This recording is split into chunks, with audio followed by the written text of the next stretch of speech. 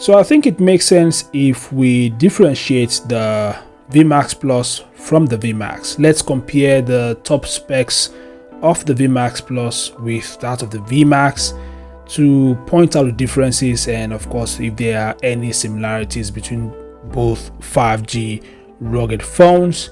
So without further ado, let's dig in.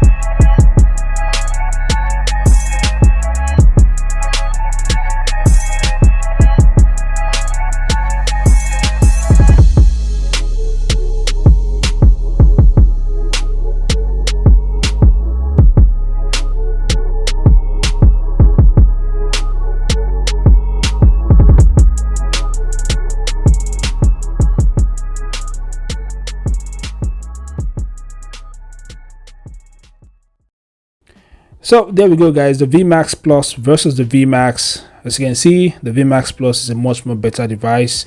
Anyway, what are your thoughts? Feel free to share them in the comment section below, and I'll see you guys in the next update. Peace out.